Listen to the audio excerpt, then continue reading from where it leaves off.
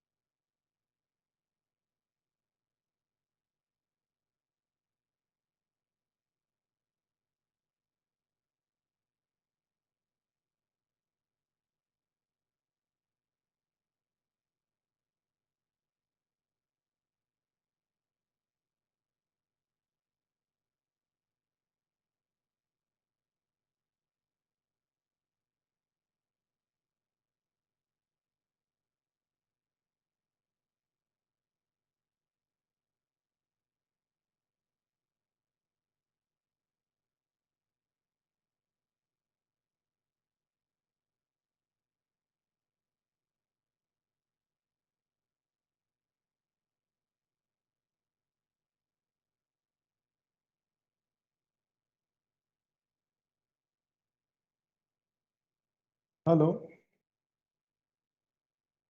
Hello. Hello. Hello. Hello. Anyone there? Yes, sir. Yes, sir. Yeah. Should we start? Yeah, I'm Yes, starting sir. at. Yeah. Let's start. So the today's lecture is on, I think, the viruses causing sexually transmitted infection. But I thought I'll just give an overall overview of sexually transmitted infection overall. So we'll try to point out, not point out. I try to touch upon the viruses. We'll discuss about a little bit about other causative organisms of sexually transmitted infections. Okay, because the question you will get in exam will be something like name, in Viva also, like name few what do you call the organisms or bacteria or the virus causing genital ulcer or discharge or something like that. So we have to understand as a syndromic approach. So if you call like the viruses causing STD, mostly, yeah, most importantly, there are three viruses, or basically three, but people call it, some people write it as hepatitis uh, C also, but it doesn't cause that much. Sexual transmission is not that much. So that way, it is like human papillomavirus, which is kind of very common. Then herpes simplex viruses, and then human immunodeficiency virus and hepatitis B. They are mostly like a sexually transmitted and they causes a lot of STIs and the viral pathogenesis. But we'll uh, go to the other organisms as well. So again, I'm taking mostly from your book, whatever you are reading. So I'm making that base. So it's just try to understand everything is there in your book. So we can actually see those agents in terms of how they're presenting in terms of symptoms. Some organisms, they cause infection and can give rise to some local manifestations only. Some will give in local manifestation in the sense some organisms will cause some genital ulcer, some will cause urethral discharge, some will may cause a vaginal discharge, or some may cause genital warts. And in some organisms, they have a systemic manifestations like pelvic inflammatory disease and um, other systemic manifestations. So in that way, if you see in the classification, so manifestations can be ulcer, discharge, vaginal discharge, genital wart, and pelvic inflammatory disease.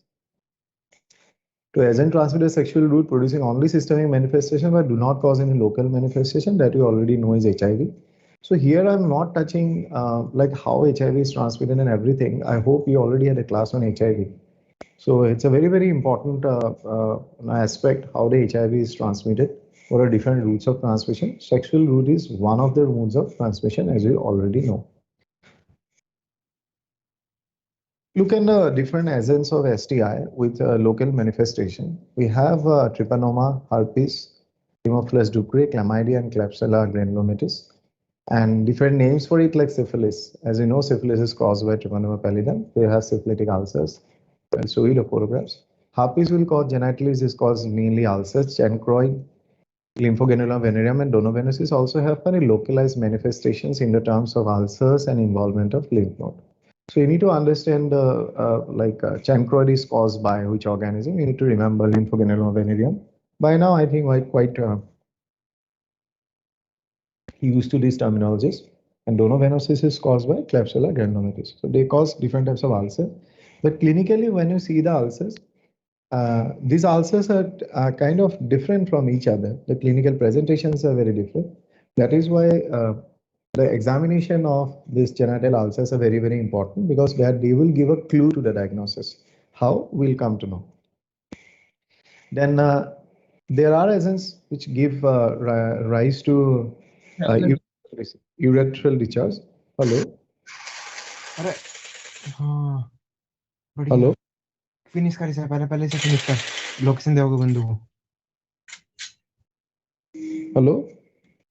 बेटा मेरी technique थी किसकी थी मैं Scarlett छोड़ के वो ले रहा हूँ इसके पास होती शॉटगन में पसंद है लिटरली भाई इधर भी साले इस पे इसके पास Hello.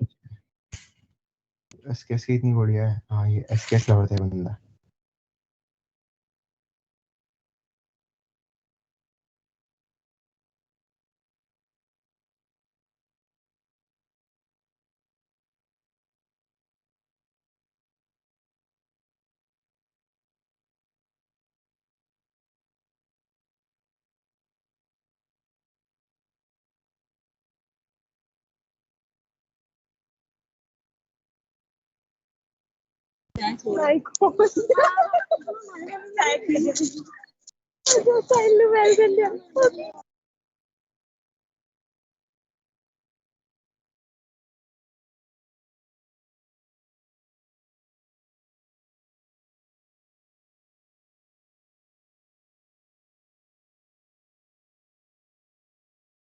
Am I audible, guys? Hello. Sir. So I could hear some, some guys' voices and all. Some people are talking. So that's why I disconnected. I don't know. Am I audible now? Yes, sir. I don't know when these offline classes are going to start. I find it like really, really, stupid way of taking a lecture. Anyways, sorry for the break and because I could hear some other noise and sound, I don't know where it was getting connected. Anyways, the urethral discharge will be caused by different organisms like Neisseria gonorrhoeae, Chlamydia trachomatis, Uroplasma urolytica. So that whole agent of Chlamydia trachomatis, D2K, Uroplasma urolytica, Mycoplasma, it comes under non-gonocale urethritis. And remember that the non-gonocale urethritis comes as a short note, which is very, very important. I'm not going to discuss about it because it's a different chapter altogether, and you must have studied in the chapter of gonococcus and other things. So they cause generally urethral discharge. So urethral discharge basically by maybe the gonorrhea, Neisseria gonorrhea, and other agents also. And next is other causative agents of STI like they can be vaginal discharge. In cases of candida can cause vulvovaginal candidiasis or bacterial vaginosis can be caused by Gardnerella vaginalis or Mobiluncus and trichomonas vaginalis, which is very common, caused by Trichomonas vaginalis. Then genital warts, they may present as a wart, and wart is a very common manifestation of this viral STI, which is human papilloma virus. We call it a condyloma acuminata. Coming to the point where they don't have any ulcers, but they have some pelvic inflammatory disease involving the different organs in the pelvis, and along with that, HIV and hepatitis B, and to certain extent in hepatitis C, have no genital infection, but they have a very systemic manifestations of STI. And PID, the notorious agents for PID are Neisseria gonorrhea and Chlamydia trachomatis. So if you look into the how, as I told you, like the clinical examination is very important.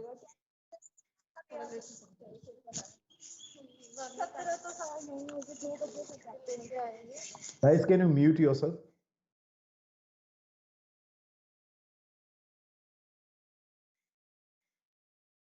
Please mute yourself. Yeah, STI because it's very, very important for the clinical examination. And clinical examination, when you see for a syphilitic ulcer, the syphilitic ulcers are generally painless. And you have a very indurated age and there are single ulcers. So in this picture, you can see there's a solitary ulcers in the genital, which is like they started as a papule, then suddenly and within few days it will start, give a shape of an ulcer. The defined age in duration because the edges will be very thick. The base will when you examine, the base is very thick. And interestingly, this ulcer is painless. That is why in most of the cases it goes unnoticed by some people as well. And the incubation period is generally very long. So after they have some kind of a sexual exposure, unsafe sex or something, then 9 to 90 days it can happen. As I told you, the painless and moderate swelling will be there, but lymphadenopathy, sometimes it happen, but it's moderate, but there will be no bubo. That means there is no, they will not, there is no discharge from those lymph nodes. There may be, there may not be, but the ulcer is generally painless.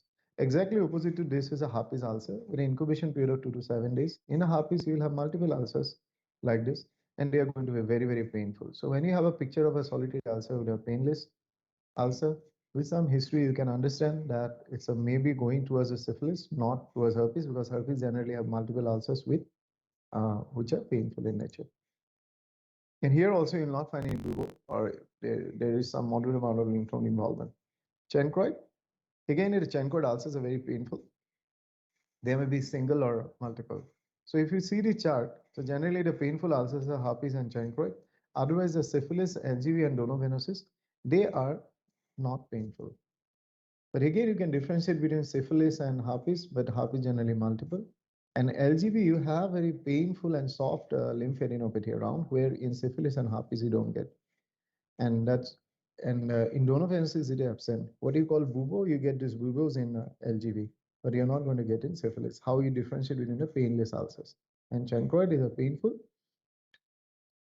So this is the reason why the clinical examination of these ulcers or any case of STIs plays a major role. Coming to the genital wart, these are like, some, the color is generally a pink color, but here the color is a little different. There's some pink projections will come on mainly in the genital areas or anogenital region caused by human papillomavirus. There are different serotypes of human papillomavirus, but type of 6 and 11 are mostly responsible for majority of warts. They are contagious. They generally get through skin to skin contact during the different moods, oral, genital, or anal sex with the infected person. Generally, we generally take a biopsy. We'll come to the point how you diagnose this. And this is what you call a condyloma is a manifestation caused by this human papillomavirus. So go a little bit of human papillomavirus. They cause human papillomavirus genital wart, as you have already seen here. Commonly wart in a young children. There may be different types of wart. There may be plantar, flat, or anogenital. The anogenital one is basically a sexually transmitted one, which you are talking about. And this is a picture of a lot of genital warts is in the vagina, which is called a condyloma accuminata. And if you see different lesions, we need to remember one thing that not all the warts are kind of have oncogenic potential or turning into a cancerous lesion. But there are certain types which has got a high probability or their potential to turn into a carcinoma cervix or the other genital mucosa, especially those serotypes which are in the 16, 18, 30, 31, and 45. They have a tendency to form carcinoma of the cervix or the other carcinoma of the genital mucosa. This wart can turn into this. They have oncogenic potential. So here, see, the oncogenic potential is highest with these serotypes. And generally, a serotype is early serotype like 1, 2, 5, 6, 11. So they are low. So the anal, whatever I have shown here, the anogenital, which is caused by 6 to 11, they have a low potential for turning into a cancerous lesion or the malignant lesion. But if this infection of the cervix happens through serotype of 16, 18, 30, 31, 35, we need to remember this, guys, because it's also, from MCQ point of view, also very important. So they have a high oncogenic potential, and the lesions may turn into carcinoma cervix or carcinoma of the any, like of the esophagus, mucosa, and larynx. Now coming to the diagnosis part, as I have already told, the clinical diagnosis plays a major role here because most of the diagnosis you can make through clinical examination of the ulcers and different presentation, taking a very proper history. What is the kind of a sexual, the behavior and other uh, uh, uh, required history, personal habits, and all these things. That plays a major role in the overall diagnosis and the management of sexually transmitted infection. So when it coming to the sending a sample to the laboratory, what you send depending upon what kind of infection the person is presenting. If the person is presenting with an ulcer, then you can take a swab from the base of the ulcer. Generally, we have the charcoal impregnated swabs that you use for gonococcus because the yield is more. If you're finding any kind of cervical, vaginal lesions or the penile lesions, so you try to collect those lesions in a sterile container, like you collect pus and send it to the laboratory as soon as possible. And when you're present with a herpes, they might have some vesicles, so you can get the fluid from the vesicles, from where you can send it to the lab in a sterile condition. So what do you do in the lab? In lab, when you get a fluid, if you're a vaginal fluid or penile fluid or cervical fluid or whatever coming for diagnosis of STI, we make a wet mount. We put one drop on the slide and view under the microscope. So we can different things we can expect. If it is a Trichomonas vaginalis, so as you know, the Trichomonas, they have some amoeboid movement. If you're getting a fresh sample, so you might be able to see some motile trophozoite.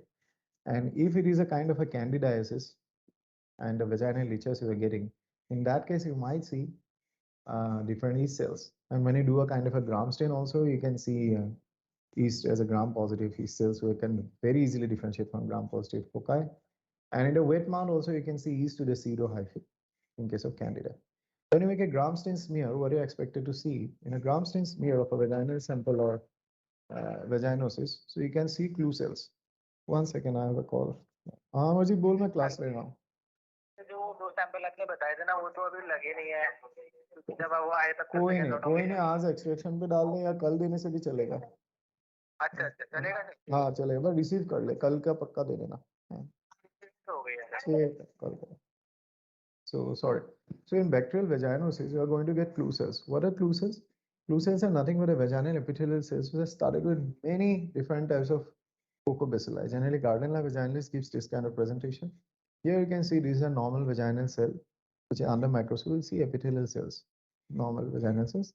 But clue cells is that these vaginal cells, which are epithelial cell, will have a lot of different pleomorphic in different size and shape of gram-negative organisms, and this particular cell we name as a clue cell. Again, these are normal cells with some kind of lactobacilli here, but here when the bacterial vaginosis is there, due to Gardnerella vaginalis, basically. So you see that they are started with a lot of different organisms, especially the gram-negative organisms. The epithelial cells are full of it. So this is the one picture that you get in bacterial vaginosis. In gonorrhea, as you know, caused by Neisseria gonorrhea, how Neisseria gonorrhea looks like. It looks like an intracellular kidney-shaped diplococci that you can see. And in cat,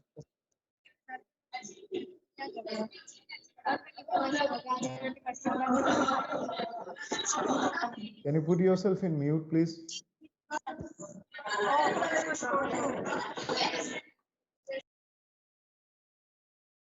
I think this COVID has made a mockery out of MBBS theory lectures. Yeah.